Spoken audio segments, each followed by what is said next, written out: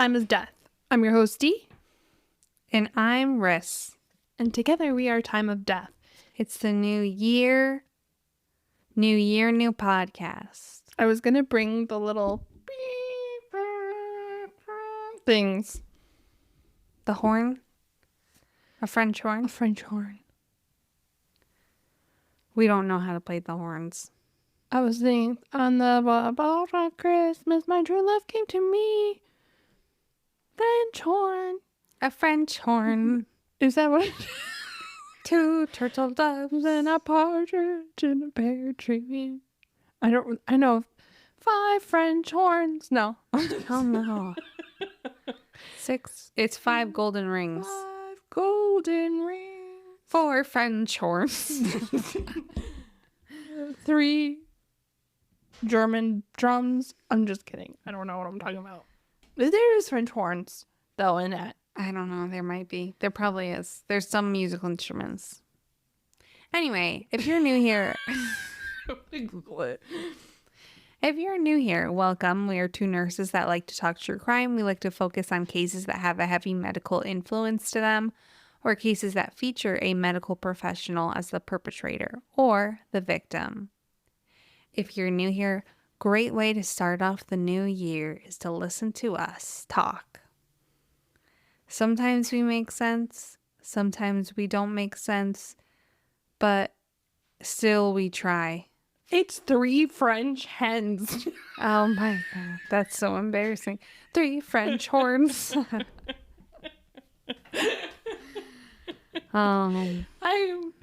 It's a hens, not horns. I just listened to that song too. I think we all did. Oh my God. We said it so confidently. 3 French horns. I'm so sorry. What's it called when you think something? I think we're just dumb, but what's it called when Mandela effect? What is a French hen? Mandela effect. What is a French hen? It's a hen from France. It's a hen from France. French hen. It's a Cornish Cornish hen. So cute. Let me see.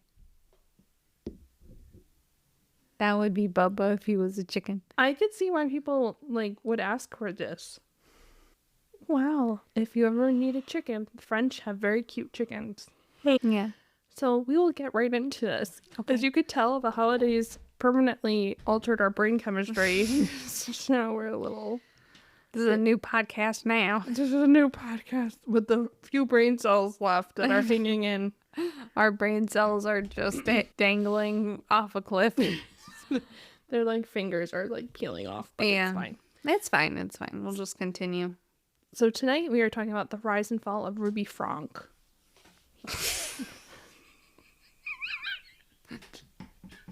Why are you making me laugh so much? Franke. Because I'm French. Is Frank French or German?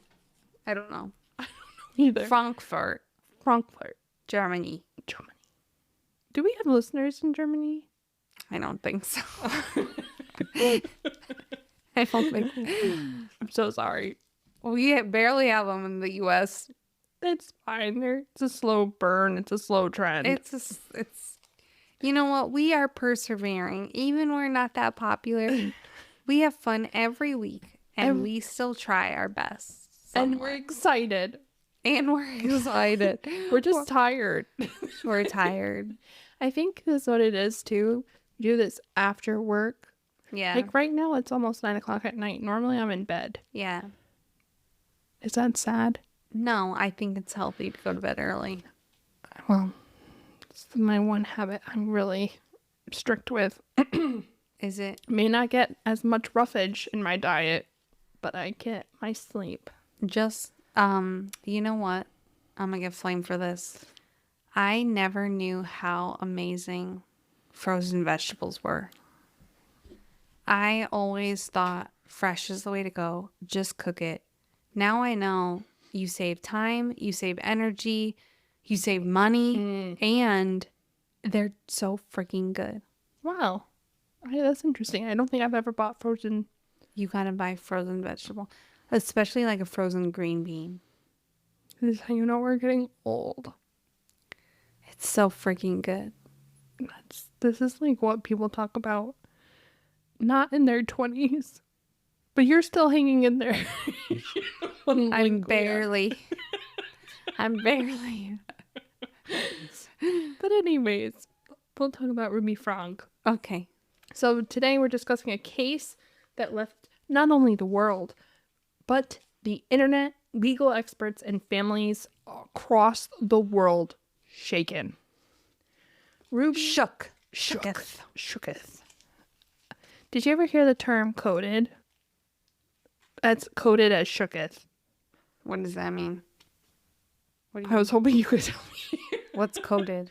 Like, oh, that's so risk coded. Yeah, no, I said that the other day. It's because you hang out with Maddie. Yeah. I don't think she's ever said coded. No? But I could see her saying coded, though. yeah. I don't know. Maybe she did. She might have. She's very hip. She is very hip. She's we talked about this before, but she is a true Gen Z. Yeah. I'm like, wow, I am freaking ancient, man. Yeah, I'm having like a quarter life crisis. Well, I'm greater than a quarter life crisis right now. That's even sadder. A third life crisis. I'm 33. Thing that just depressed me so much because here I thought I was having a quarter life crisis. Now I realize I don't even qualify for a quarter life crisis. It's rough out fine. here. It's rough. I just am making my New Year's resolutions. I'm gonna make a happy jar, and I'm gonna learn how to move on. What is one of your resolutions? To make a happy jar. I love that. I decided I'm not gonna create New Year's resolutions on New Year's Day. I'm gonna decide today is a day of rest and podcast recording, and then tomorrow and working a 12-hour shift. And today was also a day of wolf quest. Oh yeah, you want to tell them about your wolf game? I started a new hobby. It's called Wolf Quest. It's really cute. It's wolves that you play, and it's actually really interesting. I really have been obsessed with wolves my whole life. So, and no, we are not being sponsored. I just really enjoyed it. We're not sponsored. But if you are interested, give us a shout out. Yeah. Or if the wolf people want us to sponsor you, we will. We did a whole episode on werewolves. The episode tonight is a tale of trust being betrayed, a system stretched far too thin, and the chilling consequences of unchecked authority. Warning, this case talks about child abuse, so just a heads up. So introducing Ruby Franke, whatever. She was born Ruby Griffiths on January 18th, 1982 in Utah, USA. She was the eldest of 5 siblings. Her brothers and sisters, interestingly, also became YouTube personalities. So they were like famous. Mm-hmm. Ruby attended Utah State University where she studied accounting, but she never completed her degree. She went on to marry Kevin Franke, and together they had 6 kids: Sherry, Chad, Abby, Julie, Russell, and Eve. Before beginning her YouTube career, Ruby was focused on her family. The channel was focused on her family, home life, in their home based in Utah. She became really popular on YouTube. Her channel was called 8 Passengers, so you may have heard of it. And she began the channel in 2015. And again, the channel just documented what her family life was like with her husband Kevin and their 6 kids. At its very peak, the channel had around 2.5 million subscribers and over 1 billion views. Wow. Yeah, so she was very popular. She had a huge audience, and to her audience, she was devoted mom of 6, sharing her family's faith and their values. But off camera, her parenting methods raised some really serious concerns. So Ruby's early life was really impacted by her strong Mormon faith. And her family was super close-knit. And obviously this had a profound role in shaping her as a person into adulthood. Growing up in Utah, she was, again, really influenced by her religious beliefs, which had a significant impact on how she chose to parent. Again, her siblings were also really big on YouTube, and they had a lot of collaborations, which I thought was really cute. Yeah, actually. that is cute.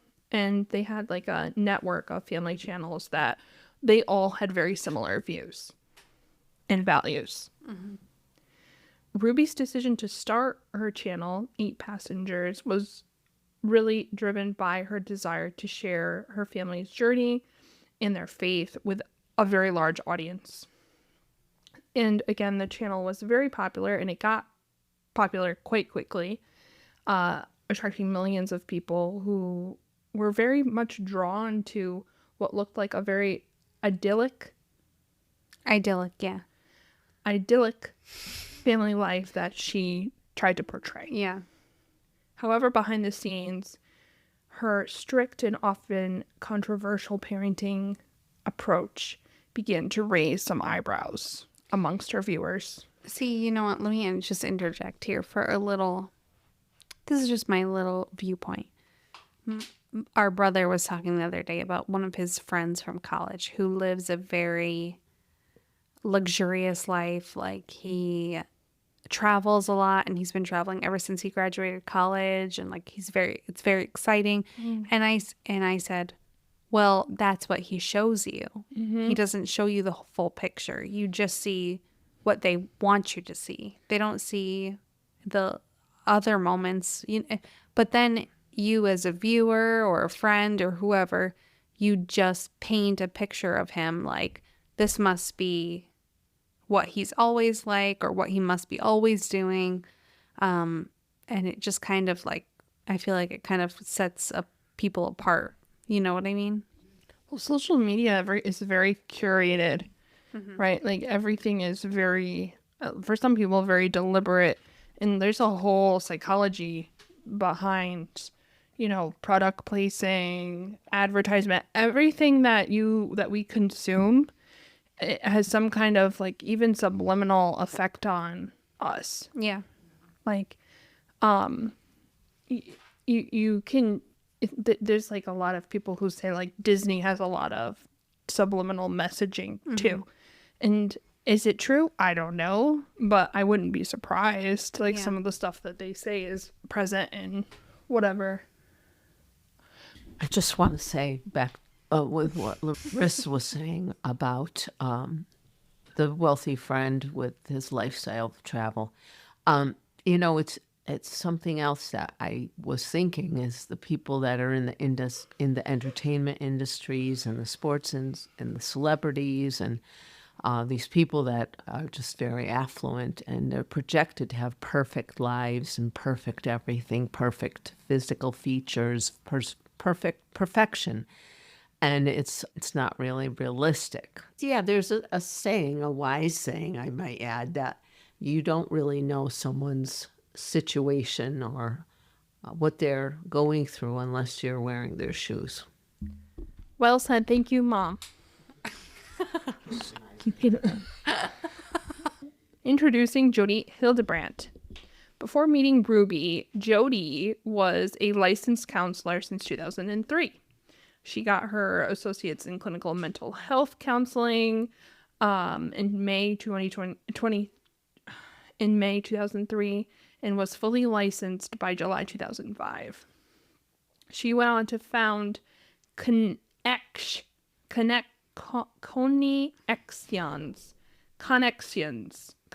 Basically, it's ConneXions. Okay. I'm going to say ConneXions. I thought you were having a stroke. Such a weird word. In 2007, which was a counseling business focused on relationship and business counseling, right? However, her career faced significant challenges in 2012 when her license was on probation for 18 months after she had disclosed confidential information about a client. So she breached HIPAA. which is not a good sign. That's not good. So her whole approach in counseling was rooted in the principles of accountability, honesty, and she thought this was essential for personal growth and having healthy relationships, which I agree with. But that's the only thing about her I agree with. But her methods, again, really did blur the lines between discipline and control. And, that went on to have significant concerns about ethical implications of her practices, which we will talk more about. So, concerns about Ruby's parenting methods to her 6 kids on her 8 Passengers YouTube channel began to surface around 2020 when her viewers noticed that a lot of things were really concerning about Ruby. Like what? Some of the concerns, thank you for asking, included banning her son from his bedroom and making him sleep on a beanbag for 7 months, which is bizarre to me. Like, I think that's really, there's no lumbar support. It just sounds like agony. And you know what else? That's such a strange punishment because the only thing really you're going to get from it is discomfort. You're trying to cause physical discomfort to the or like a known item of comfort. It's what's the word, depriving them of like a basic comfort Need. Yeah, I think it's a need. Having a place to sleep is a need. yeah. She also withheld food and had other very questionable disciplinary actions. Actually, a petition was created on change.org that accused her of child abuse. And you could still see this petition online. It's titled, "Get 8 Passengers, Ruby Franke, Under Investigation for Child Abuse," which again highlighted specific incidents like banning her son from his bedroom, making him sleep on the beanbag, withholding food. And again, there was several other things mentioned that were both inappropriate and harmful. They, on the petition, wanted the Utah Child Protective Services to investigate Ruby and make sure that her kids were safe and well taken care of. Again, this growing concern and really very well-founded criticisms of her parenting style played a significant role in Ruby deciding to shut down that YouTube channel. There was a lot of backlash. Again, the petition very clearly accused her of child abuse, and she was under a lot of scrutiny and pressure. She had a lot of legal issues also that eventually rose, and this all kind of culminated and led to her choosing to delete the channel. Oof. However, before she deleted the channel, Ruby began to collaborate with Jody in 2022. After shutting down the 8 Passengers YouTube channel, Ruby and Jody joined forces and created the Moms of Truth channel. Where they offered parenting advice and promoted Jody's ConneXions program. ConneXions classroom claimed to help family with accountability and honesty. Red flag. Just the fact that Jody has her own kind of like past in terms of like HIPAA violations, unorthodox practices, and then clearly like aligning with someone who is abusive to her children is a red flag. And very warranted. The Moms of Truth channel then went on to receive a lot of mixed reactions. Some viewers appreciated the fact that they were very straightforward, very strict. However, many others found that their methods were overly harsh. The channel's content really focused on extreme measures of discipline and control, which went on to just add more fuel to the fire surrounding the controversy that Ruby found herself in the midst of. So everything kind of unraveled in August 2023 after Ruby's 12-year-old son escaped from Jody's house. He was found by a neighbor and was severely malnourished, bound with duct tape, and covered in sores. He had managed to run again to the neighbor's house, where he asked them for food, for water, and the neighbor called 911, told the police, and the police went into Jody's home, where they found his 10-year-old sister in similar conditions.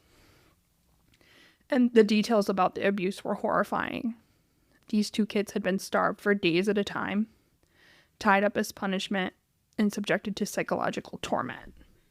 Neighbors told police and reporters that they had heard screams coming from inside the house, but were almost powerless to intervene because they did not know what was happening inside. Neighbors said this? Mm-hmm. But they never called 911, which I thought was odd. It's, again, just like a classic example of bystander syndrome. If this was 2 of the kids, what was going on with the other kids at this time? Because there were 6. So Sherry, the oldest, was attending BYU and living independently from the family. She was also estranged from the family at this time. Chad, he was a legal adult, and his specific whereabouts during this period are not really documented, but all they know is he was not living at home. Mm-hmm. Julie and Abby, 2 of the older girls, they were not in the same severe physical condition as Russell and Eve, the 2 youngest, but they had been left unsupervised for extended periods of time, and there was also significant concern surrounding their well-being. Mm-hmm. However, Russell and Eve, the 12 and 10-year-old that were found, they were particularly targeted because of several different factors related to what was going on with Ruby and Jody. So younger children are typically more vulnerable in terms of like abusive situations because they are less likely to defend themselves. They're less able to than some of their older siblings. And typically parents see the younger children as needing more, and I use this very loosely, correction, because what happened went beyond that. And they almost see a need for them to be controlled, which led to very severe punishments. The abuse was partly motivated by extreme religious beliefs, as the children needed to be punished in order to, quote, repent for imagined sins and cast out evil spirits. The 2 of the younger kids were also very much more isolated. Ruby had moved into Jody's home, and again, this was something that also contributed in making the abuse go unnoticed and unreported. Fast forward to December 2023, Ruby and Jody were charged with 6 counts of aggravated child abuse, and both went on to plead guilty to 4 of the charges, and both received up to 30 years in prison. The Washington County Attorney's Office released journals, crime scene photos, body camera footage, interrogation tapes, all of which documented the extent of the abuse, which again included starvation, manual labor, days-long fasting. The investigation determined that religious extremism motivated the women, Jody and Ruby, to inflict the abuse. They believed the children needed to repent for sins and again cast out evil spirits. Ruby's journal was extremely disturbing and really showcased a lot of these beliefs, including claims that her son was possessed by the devil. She went on to describe holding his head underwater and withholding food, believing that she is saving him. And she also, in her journal, justifies shaving her daughter's head because she was whining. Police interviews revealed that Ruby and Jody rationalized a lot of their decisions as therapeutic measures. So contributing to what was going on, Kevin, Ruby's husband, had separated from Ruby in 2022, and all of the children were primarily under Ruby's care. There had been growing disagreements between Kevin and Ruby about Ruby's strict and controversial parenting methods, which, again, there was very, very much significant and very public criticism and a lot of backlash that Kevin just was not comfortable with. Mm-hmm. He also did not support the relationship that Ruby had with Jody, feeling that she had a lot of extreme disciplinary practices that he did not want Ruby to be part of, but Ruby went against that, I guess. And obviously, there was a lot of scrutiny and legal issues surrounding Ruby's parenting practices that added even more pressure on their marriage. So Kevin had moved out of the family home August 2022, and they had very limited contact after. Kevin alleged that Ruby had manipulated legal loopholes in order to maintain custody of their kids, despite the fact that there were a whole freaking petition online about her being investigated for child abuse. He called for systematic reform, stating that the welfare system failed to protect his kids. On November 30th, 2023, he filed for divorce from Ruby. Again, it's speculated as a way to really distance himself from the fallout that had happened. Mm-hmm. But throughout all of this, it begs the question, where were the mandated reporters? I know nurses are one, but teachers are another. Doctors, therapists, they're all legally required to report any even suspected abuse. Yet, these kids suffered for years. Their abuse went unnoticed and slipped completely under the radar for years. And then this case raises a lot of concern about the role of healthcare and mental health professionals, because Jody Hildebrandt was a licensed therapist. Yeah, that's very scary. How did these practices go unchecked for so long? Mm-hmm. Experts have been very vocal about the fact that her teaching lacked any basis in established therapeutic methods. So she went completely off script. Her focus on absolute accountability blurred the line between discipline and outright abuse. Mm-hmm. It's also, something to be wary of. It's a cautionary tale that there is potential for misuse of psychological authority. Yeah. Which is a very taboo topic, but you're almost held to a higher standard because you are being trusted to help people navigate and, what's going on in their minds. And then for you to twist that is really nefarious. Yeah. She clearly did not have any concern about ethical boundaries.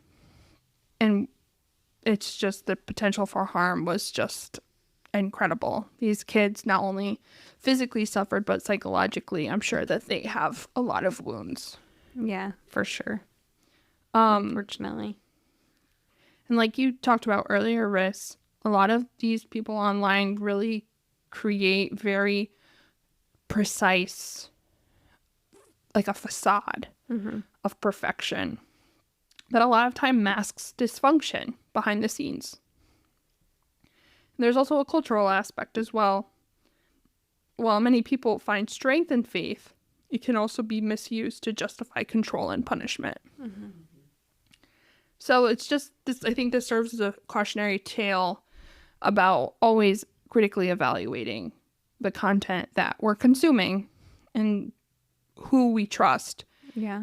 Whether they're influencers or licensed professionals as well. And I want to share about the kids. The children's experiences were very harrowing. Sherry, again, the eldest, had really distanced herself from the family and was attending BYU. Again, once mom aligned herself with Jody, she, I believe, went no contact with Ruby.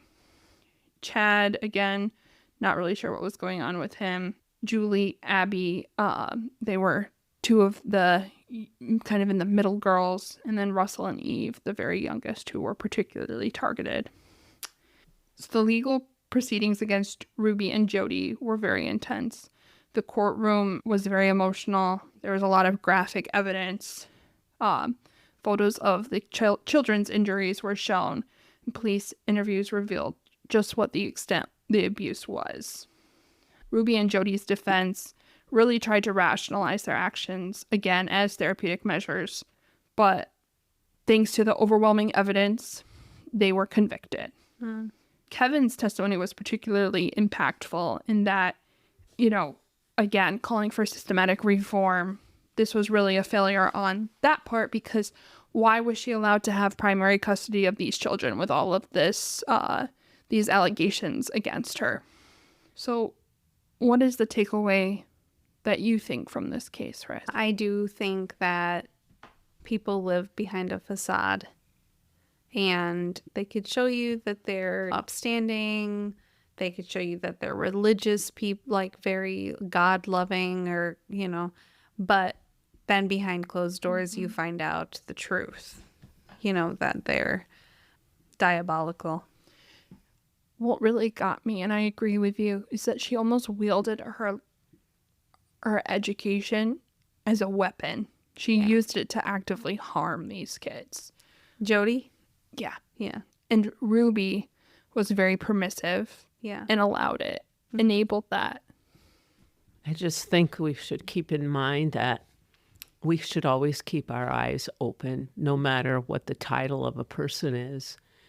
Teachers had exposures to these children, other professionals did, that, just because people have titles or have certain responsibilities doesn't mean that they're not, they can do no harm. We have to keep our eyes open. And another thing is, as a parent, both parents need to be actively involved in their children's care. Both parents, not just one. And it just kind of is unsettling to me that the father had these concerns, but, it doesn't appear to me that he really pushed and went after to protect his children. I agree with you. I think that there's a big difference between doing something at the time of what you think is wrong versus saying that you knew it was wrong at the end and, you have nothing to back it up. What did you do to put a stop to it? Just like people who, they condemn, like everyone was saying, oh, we wanted to say something. We heard screaming, but we didn't know what it was going on, so we didn't call 911. No. Call. Just like we always say, if you see something or you hear something concerning, say something, because it could save somebody's life. Like these kids could have, this whole situation could have been found out earlier. Spared a lot of pain. Yeah, and a lot of suffering. And, these mandated reporters, it doesn't have to be something that they know to be absolutely true. If there is a suspicion or a concern, that's when they have that mandation is in force. There's to follow up on those. Yep. If there's any suspicion, we have to report it. And then it's, child abuse services or DCF or whatever, child protective services or whatever, what have you, that has to see if that suspicion is warranted. It's better to it's always, especially when children's lives or vulnerable lives are on the line, it's always just better to voice your concerns and be wrong then. I just want to mention that Jody not only had a history of breaking HIPAA, violating HIPAA, blatant disregard for HIPAA, but in 2010, a teen who was living with Jody, who said that Jody was their aunt, went on to report her to the police. The teen alleged that Jody had forced them to sleep outside in a sleeping bag, duct taped their mouth shut, made them wear the same thing for weeks at a time in terms of clothing, and did not enroll them in school as part of her counseling methods. Sounds like torture methods. The teen also mentioned that Jody frequently insulted them and isolated them from others, but there was no reported physical abuse. So this was on the police's radar. At that point, I believe that Jody should have lost her license. And maybe if she had lost her license at that point, she wouldn't have wielded the authority to go on and do that to other children. Yeah, no, it should have been taken. You know, I feel like there should be a very low threshold for those kinds of things with people who are in a position of power. And where was the school when the children weren't attending school? That's another place of concern. Why didn't the school step in and investigate? True. So the big takeaway from this is that it really is a call to action. There needs to be a systematic reform from mandatory reporting to licensing oversight. Yeah. There needs to be Accountability. Great word, Mom, for the gaps that exist in order to prevent tragedies like this. Also, this is a reminder to look beyond the surface. You know, on YouTube, wherever, online, if there's someone who's offering solutions, always question what is being presented to you.